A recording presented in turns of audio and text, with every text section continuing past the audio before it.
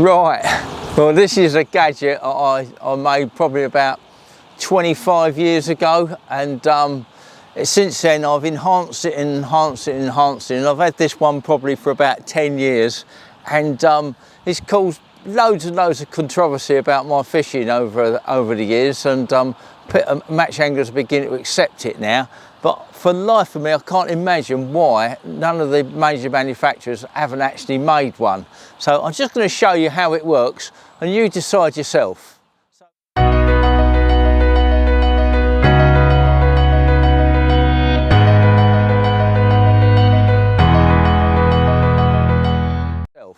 So this is what I call Gordon's extended rod rest. So I just want to explain to you that, you know, you can put your top kit on there, and you just ship out like you would normally do until where the pole would normally start getting heavy. You rest your pole on there, and then you just keep shipping it out and shipping it out and shipping it out and shipping it out and shipping it out and shipping it out and shipping it out and shipping it out and shipping it out.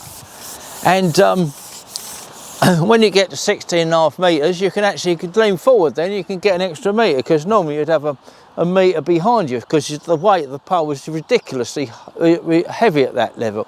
But now you can see what I'm doing. I can actually hold the pole with one finger, and it's quite windy today as well.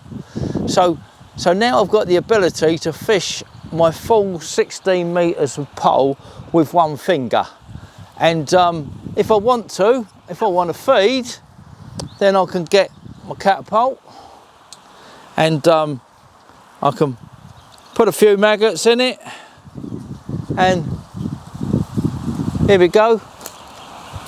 Maggots, that was beyond the line because it's a bit windy, but I can feed beyond the pole line. Now if I want to strike, now what we normally do is lift our knee and go like this. So all I've got to do to strike is that, and that's all you need to do to strike. If you want to lift and drop your float, you can lift, just touch, you can lift and drop. It's really, really good for fishing up in the water. Just lift and you can drop it. And then when you hook a fish, bump, straight behind you. No dropping your pole in the water and splashing and scaring all the fish away. And now you've got your pole going behind you. We've got some ladies behind you as well. We can't avoid ladies behind you, but there you go. Always attract the women, this does as well. And you can just ship it behind you. Now I've got some bushes behind me, so I've got to break it down, unfortunately, but there you go. You just play your fishing as normal. So just give you another example. I haven't put a bait on it, but no, not even bother. So if you want to pot out, now how many of you tried to pot out with 16 metres and left your bait scattered all over the lake because it's come out while you'll be bouncing your pole about? Well, here we go. There we go, nice and easy.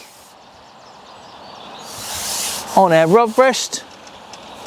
Now I can fix that in there like that, nicely. Still haven't lost my maggots. Try doing that without a rod rest. Out we go, out we go, out we go. And here's your rig. You can lay your rig in the water nicely like that and decide exactly where you want to put your maggots. Now if I want to put it right over the top of my float, there you go, bosh, and I can feed right over the top of my float. How easy that? How easy? So a lot of people said it's cheating. Well, I can't see why it's cheating. All you've got to do is get yourself some aluminium, some nuts and bolts and screw it together, or one of the tackle companies has got to take the bull by the horns and make one. The only problem is they probably won't have to sell these really, really expensive lightweight poles anymore, because you can do this with a cheap pole. because this takes the weight out of your pole. You can have a nice, stiff, rigid, strong pole and fish like this. You don't need the super duper Aerities and Brownings to do it. I mean, obviously it's nicer, but if you've got a cheapish pole, you could use a gadget like this and fish better than some of the other anglers. So that's it, and I'll sort of I can go into detail now about how it's made and how you can put one together yourself. Or if any of you manufacturers out there want to make one, then come and see me, and I'll tell you all the pitfalls and where you're going to go wrong, because I've done it a few times over the years, and I've got this one absolutely right now.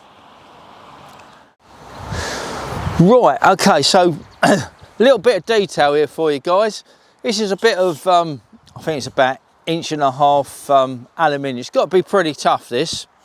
I put a couple of quick fit keep net connectors on the front of it, and this is just like your bump bar. Cut a hole out there with a nice thumb screw on it, and a slot there that'll fit any size box in. Hole over the front of your box there. This is a cheap, nasty old box. It's been about, I think I've had this about 20 years. Goes on there. Tighten that up. Okay, so now I can put my keep nets in there, and that's my bump bar. Got to have something like that, and that's got to be nice and solid. Then this gadget here, I've got a nice big bolt through here. This is a bit of, I think this is about 1 3/4, 2 inches. This is again a bit 1.5 inches. And that swivels on there, which is a really, really important aspect of the pole, of the roller. That's got to really swivel. In here, again, I've got a bit of steel and a couple of big nuts here threaded up, so I can then clamp that onto my front and middle legs. Okay, and that allows me to adjust it as well and make it nice and secure. And last but not least, then this section here can pull out, so it's easy to transport, and you can actually adjust the length of it and the height of it so it can do any situation. You might be wondering why I've got this bit of gaffer tape around here. Well, I've got a bit of sponge on there, and I very rarely use a feeder.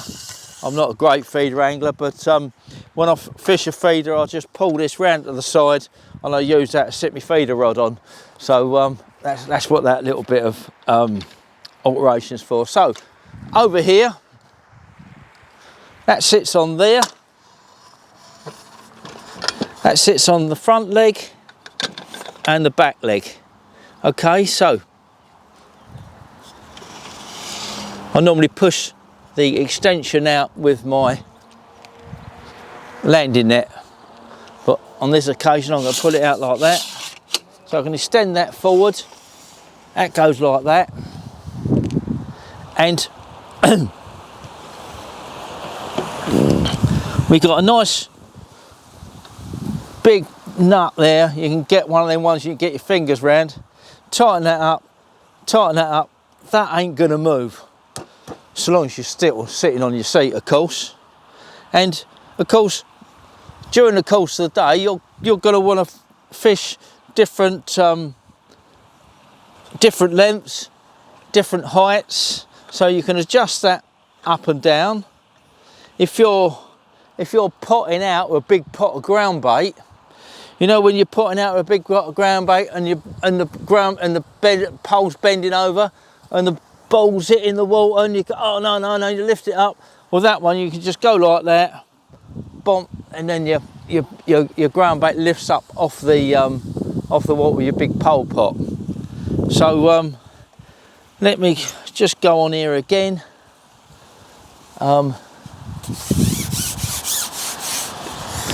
So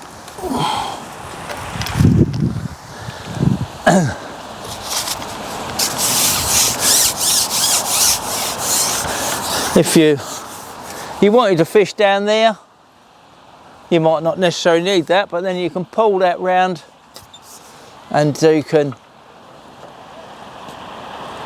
extend the pole. So if I wanted to fish over, say, to that point over there, that corner over there, I can push that round and I can do exactly the same thing there. I can fish right up against those reeds if I want to. So you might have a cast there and you go, do you know what, there's nothing happening there, let's try it there again. So you just literally come all the way round, bosh, and you can have a look down there. So that's how it works. It's, you know, it's pretty simple really.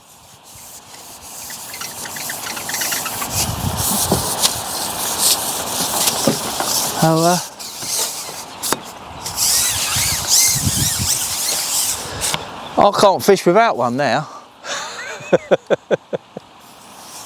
So if you want to make one, you can email me if you like. I'll show you. I'll tell you all the components. I don't care.